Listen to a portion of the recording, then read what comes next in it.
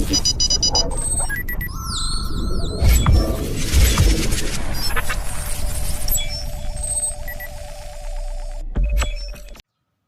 Hello students, मैं आपका दोस्त आफ्ताब और I have ended the first lesson Indian civilization and culture. Today I am going to talk about the second lesson, Bharat is my home. Bharat is my home is a speech who has been delivered by the first Muslim president of India, Dr. Zakir Hussain. तो friends, जो second lesson है Bharat is my home, वो doctor Zakir Hussain का speech है. तो सबसे पहले आज हम लोग एक छोटा सा डॉक्टर जाकिर हुसैन के बायोग्राफी पे प्रकाश डालेंगे और इसके बाद हम लोग लाइन बाय लाइन हिंदी पढ़ेंगे. तो चले स्टार्ट करते हैं, इसको आप ध्यान से सुनेंगे. तो डॉक्टर जाकिर हुसैन 8 फरवरी 1897 ईस्वी में हैदराबाद में पैदा हुए थे.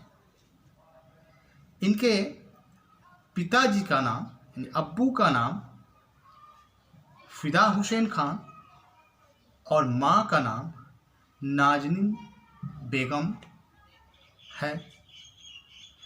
डॉक्टर हुसैन साहब जब मात्र 10 साल के थे तो इनके अब्बू का इंतकाल हो जाता है और जब 11 साल के हुए तब इनकी अम्मी का देहांत हो जाता है.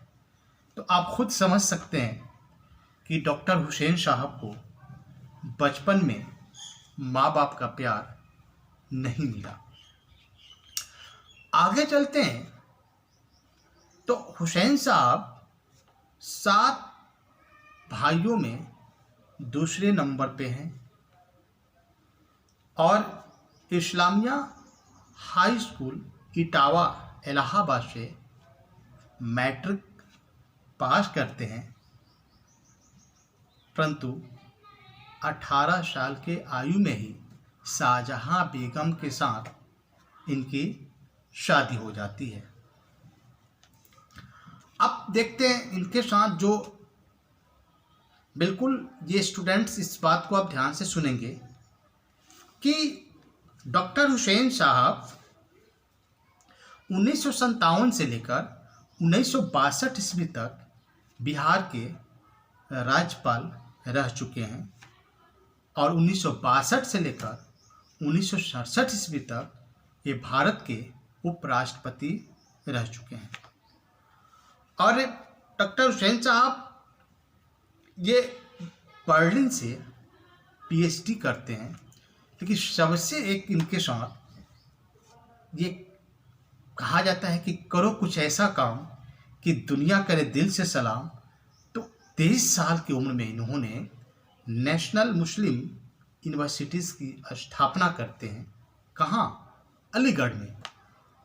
और आगे चलकर इसको दिल्ली करोल बाग में शिफ्ट हो जाता है और वहीं पे 1925 में उसी यूनिवर्सिटीज़ का नाम रखा जाता है जामिया मिलिया यूनिवर्सिटीज़.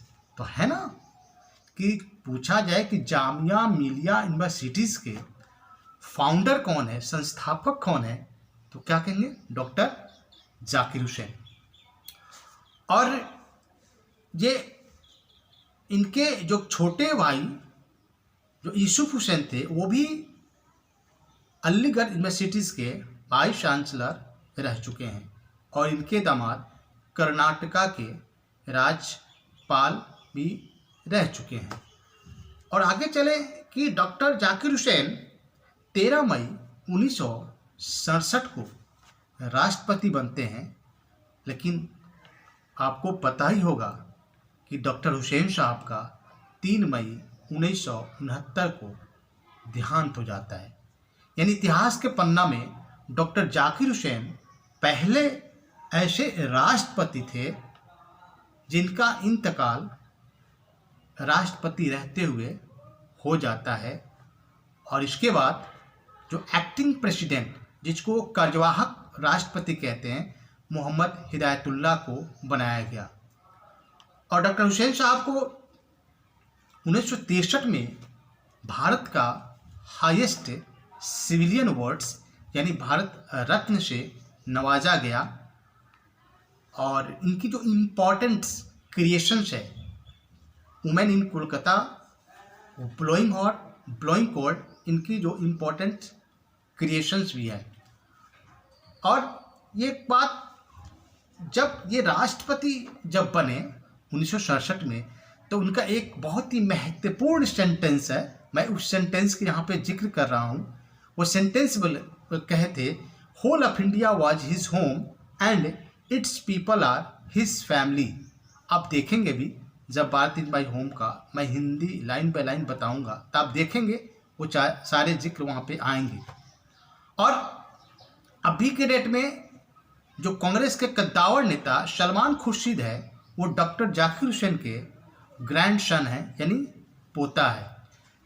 तो स्टूडेंट्स, ये क्या होता है कि जब इसकी बायोग्राफी आप सुनते हैं तो कम से कम आपको याद रखना होगा कि कब ये बिहार के राज्यपाल बनते हैं, कब ये राष्ट्रपति बनते हैं, इनकी इम्पोर्टेंट क्रिएशंस कौन है, ये जामिया मिलिया यूनिवर्सिटीज़ की स्थापना कौन करते हैं, कब होती है, कब इनका देहांत होता है, कब इनको ये भारत रत्न मिलता है। ये सारे ये क्वेश्चंस हमको याद करना होगा। क्यों कि आप जानते हैं आज के दौर में, चाहे वो सिंपल एजुकेशन हो, चाहे कम्पिटिटिव एग्जामिनेशन हो, सब में ऑब्जेक्टिव क्वेश्चंस का ही इम्पोर्टेंट है, ऑब्जेक्टिव का ही ज़माना है।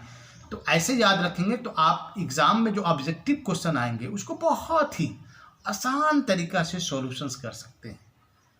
आगे आप जब कंपटीशन की तैयारी करेंगे तो हो सकता है कि इससे भी प्रश्न वहाँ पे पूछे जा सकते हैं। तो अभी अगर अच्छा से तैयारी करते हैं तो आगे आपकी कोई प्रॉब्लम हो ही नहीं सकते हैं।